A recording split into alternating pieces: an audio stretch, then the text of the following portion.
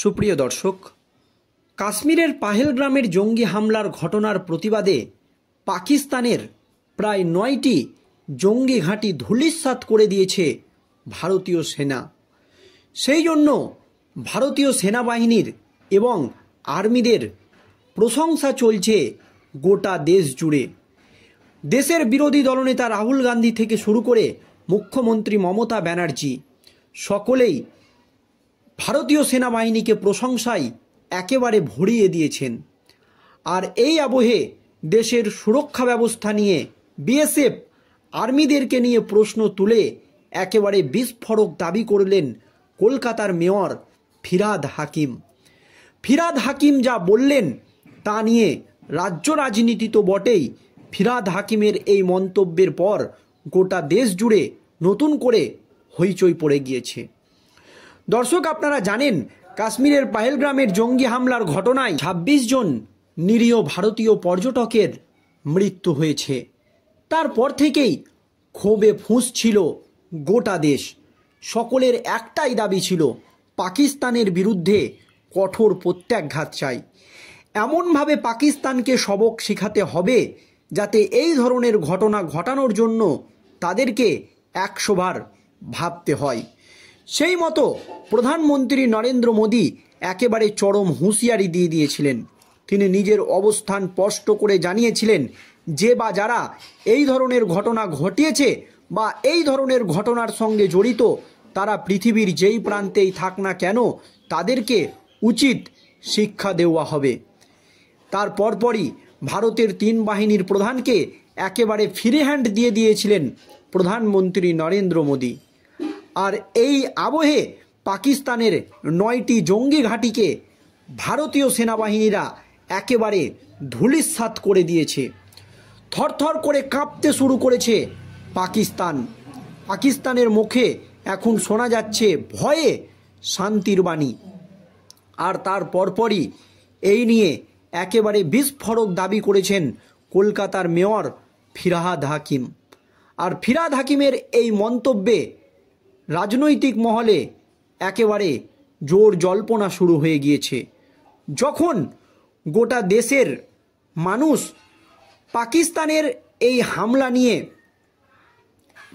Indian আর্মির প্রশংসা করছে, গোটা দেশের মানুষ উচ্ছ্বাসিত, তখন কলকাতার মেয়র ফিরহাদ হাকিমের এই মন্তব্য নিয়ে একেবারে নতুন করে হইচই পড়ে গিয়েছে।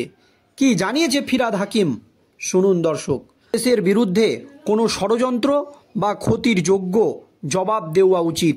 তিনি নিজের অবস্থান স্পষ্ট করে বলেন, কেউ যদি আমাদের দেশের বিরুদ্ধে কোনো ষড়যন্ত্র করে বা ক্ষতি করে তার যোগ্য জবাব দেওয়া উচিত, সাফ জানালেন কলকাতার মেয়র ফিরহাদ হাকিম। তবে তিনি একাধিক প্রশ্ন তুলে দিয়েছেন। আর এই নিয়েই কিন্তু রাজনৈতিক মহলে তৈরি হয়ে গিয়েছে জোর জল্পনা। তবে একই সঙ্গে তিনি মনে করিয়ে দিলেন যে কোনো ঘটনার একটা পরিপ্রেক্ষিত থাকে। যদি কোনো বিল্ডিং পড়ে তদন্ত করে দোষীদের শাস্তি দেওয়া হয়, আগুন লাগলে তেমনটাই হয়, তাহলে দেশের নিরীহ মানুষ মরে গেলে তার দায়ভার কাদের? সুরক্ষা কোথায় ছিল? এর পরপরই বিএসএফ আর্মিদেরকে নিয়ে প্রশ্ন তুলেন তিনি। মেয়রের প্রশ্ন, জঙ্গি ঢুকে এলো, সাধারণ মানুষকে মেরে দিল, আর্মি বিএসএফ তখন কোথায় ছিল? এই প্রশ্ন তুলে দেন কলকাতার মেয়র ফিরহাদ হাকিম। কেন সুরক্ষা ব্যবস্থা ভেঙে পড়ল এই সব নিয়েও তদন্ত হওয়া দরকার। দর্শক, আপনারা জানেন কাশ্মীরের পাহেলগ্রামের জঙ্গি হামলার ঘটনায় জঙ্গিরা ঢুকে প্রায় ২৬ জন নিরীহ ভারতীয় পর্যটককে খুন করে চলে গিয়েছে, মেরে চলে গিয়েছে। এই নিয়ে প্রশ্ন তুলে কলকাতার মেয়র ফিরহাদ হাকিম এবং তিনি প্রশ্ন করেন যে জঙ্গিরা ঢুকে এলো, সাধারণ মানুষকে মেরে দিল, তখন আর্মি বিএসএফ কোথায় ছিলেন? কেন দেশের সুরক্ষা ব্যবস্থা ভেঙে পড়ল? এই সব নিয়ে একেবারে তদন্ত হওয়া উচিত। তিনি আরও বলেন, জঙ্গিদের যোগ্য জবাব দেওয়া হোক। আমেরিকা যেমন ওসামা বিন লাদেনকে শিক্ষা দিয়েছে, তেমনই শিক্ষা দেওয়া উচিত জঙ্গিদেরকে, তাদের এনে ফাঁসি দেওয়া হোক। কিন্তু সেই সাথে সাধারণ মানুষের জীবন আর নিরাপত্তা এই দিকটা ভুলে গেলে চলবে না, কারণ আরও ঝন্টু শেখ প্রাণ দেবে, কিন্তু দেশের সম্মান আমাদের কাছে সবার ওপরে। সম্প্রতি সাম্প্রতিক সময়ে রাজ্যের বিজেপি নেতা সেনাবাহিনীর সাফল্যের কামনায় মন্দিরে পুজো দিচ্ছে। এ প্রসঙ্গে মেয়র বলেন, পুজো দিন, তাতে কোনো সমস্যা নেই, কিন্তু ধর্মীয় মেরুকরণের চেষ্টা বাংলায় সফল হবে না। বাংলার মানুষ রবীন্দ্রনাথ নজরুলকে পড়ে বড় হয়েছে। ঠাকুর রামকৃষ্ণের আদর্শে বিশ্বাসী, যত মত তত পথ, এই ভাবনাতেই আমরা বিশ্বাস করি। মত কলকাতার মেয়র ফিরহাদ হাকিমের। এছাড়াও বিধানসভা নির্বাচনের আগে বিজেপি নেতা শুভেন্দু অধিকারীর দাবি, মাদ্রাসায় বুথ না হোক, হিন্দু মুসলিম মহল্লা দিয়ে যেতে না হয়, হিন্দুদের মুসলিম মহল্লা দিয়ে যেতে না হয়, সেজন্য অতিরিক্ত বুথ হোক। এই দাবিকে কড়া ভাষায় খণ্ডন করেন মেয়র ফিরহাদ হাকিম। তিনি বলেন, এটা সাংবিধানিক বিরোধিতা। সংবিধান আমাদের যা অধিকার দিয়েছে তার মধ্যেই থাকতে হবে। হিন্দু মুসলমান করে কিচ্ছু লাভ নেই, আমরা সবাই ভাই ভাই। বাংলা এই বিভাজনের রাজনীতি কখনোই মেনে নেয়নি, ভবিষ্যতেও মেনে নেবে না।